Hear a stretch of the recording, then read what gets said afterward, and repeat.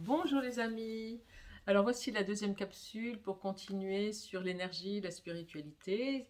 Je vous remercie déjà de toutes les personnes qui ont liké et qui ont partagé ma vidéo. Alors je vous avais dit donc que nous sommes composés d'un corps physique, d'un corps énergétique et d'un corps spirituel. Eh bien, la véritable nature de l'être humain, c'est sa nature divine. Ça veut dire quoi une nature divine? Aujourd'hui, on parle de source, de créateur, on ne parle plus de Dieu, mais tout ça, c'est la même chose.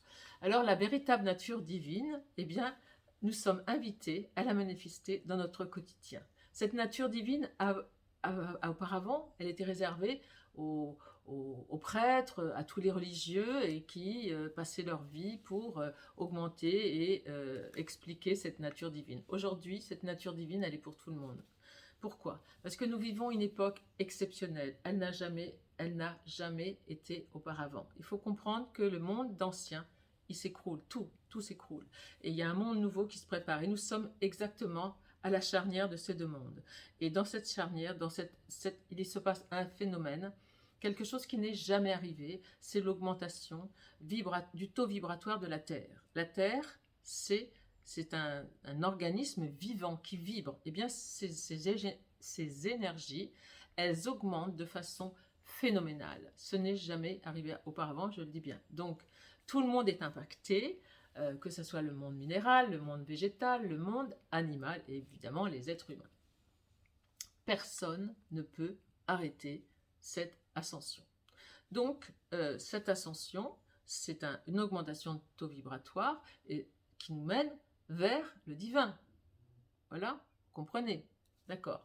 Eh bien, comment faire pour augmenter son taux vibratoire et être en harmonie avec cette terre pour pouvoir faire son ascension et manifester cette nature divine? Alors, eh bien, je vous propose, moi, plutôt de comprendre déjà ce qui nous tire vers le bas. Parce que si nous sommes tirés vers le bas, nous avons une difficulté de monter vers le haut, c'est très simple à comprendre. Alors nous avons tous des petits démons, d'autres des plus gros démons, en tout cas, il faut essayer d'en prendre conscience pour pouvoir s'en débarrasser. C'est la première chose à faire. Alors ça peut, le petit démon, là, ça peut être de l'alcool, une addiction à l'alcool, une addiction à une mauvaise alimentation, une addiction à la cigarette, une addiction au sexe, une addiction donc aux réseaux sociaux. Enfin voilà, il y a beaucoup de petits démons qui nous tirent vers le bas.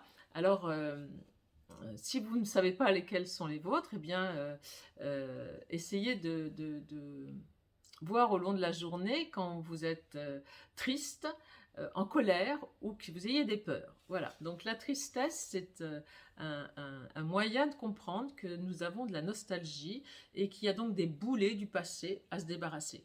Voilà, donc nous avons tous des moments de tristesse, et bien ça indique ceci. Alors la colère, c'est plus dans le temps présent, ce sont des choses que nous ne supportons plus.